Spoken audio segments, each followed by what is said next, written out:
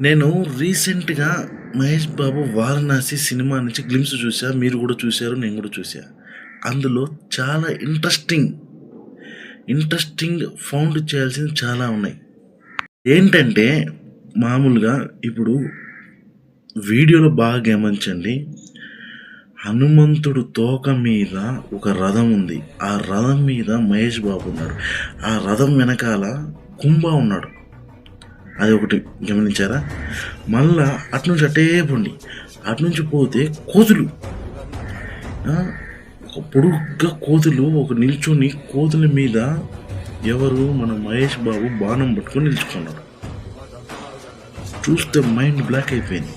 నాకు దీన్ని బట్టి ఏమర్థమైందంటే అసలు ప్రభాస్ని రాజులా చూపించాలనుకున్నాడు, రాజులా చూపించాడు.